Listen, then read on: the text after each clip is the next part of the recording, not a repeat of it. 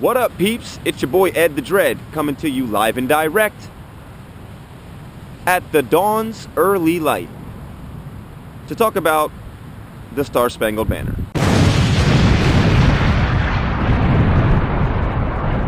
And realistically, if any person of color should be standing in celebration of the Star-Spangled Banner.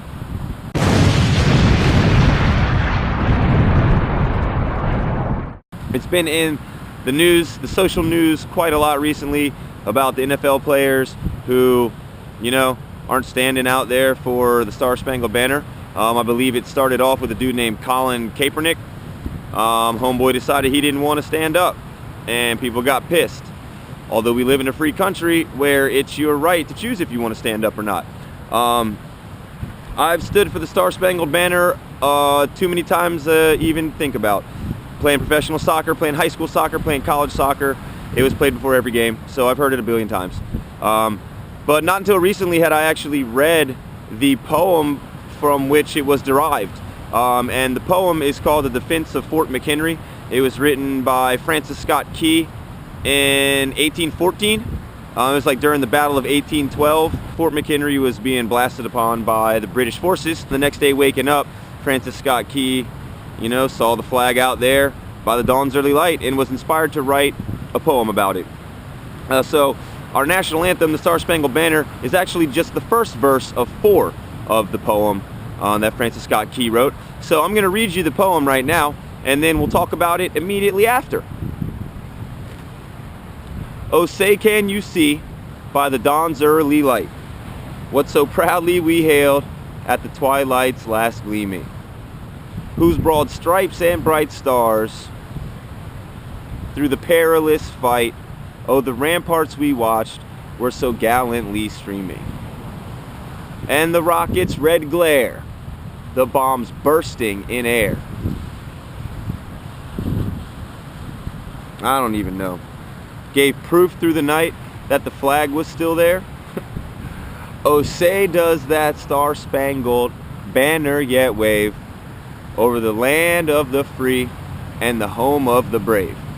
Beautiful, set to music, sung by people all across our nation. And then the rest of the poem goes like this. On the shore dimly seen, through the mist and the deep, where the foe's haughty host in dread silence reposes, what is that which the breeze o'er the towering steep, as it fitfully blows, half conceals, half discloses? Now it catches the beam of the morning's first gleam, in full glory reflected, now shines in the stream. 'Tis the Star-Spangled Banner, oh long may it wave o'er the land of the free and the home of the brave. And where is that band who so vauntingly swore that the havoc of war and the battle's confusion, a home and a country should leave us no more? Their blood washed out their full footsteps pollution. No refuge could save the hireling and slave from the terror of flight or the gloom of the grave.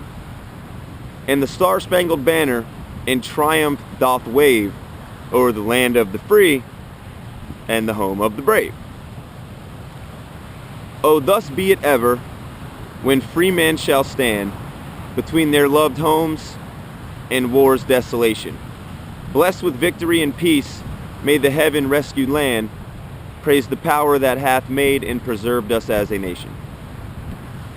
Then conquer we most, when our cause it is just, and this be our motto, in God is our trust. And the Star-Spangled Banner in triumph shall wave over the land of the free and the home of the brave. So let's talk about that third verse. No refuge could save the hireling and slave from the terror of flight and the gloom of the grave.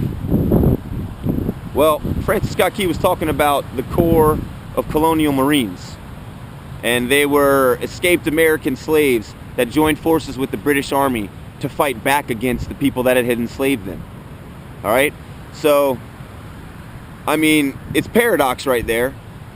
I don't even know where to start to even talk about that, but the point is that these slaves escaped American slavery to fight back against America, then were killed and criticized in the poem, which is now our national anthem. You know, a little bit of paradox from our country that is essentially a paradox. Head the dread. Love y'all. Think about it. But also enjoy your day and nature's beauty.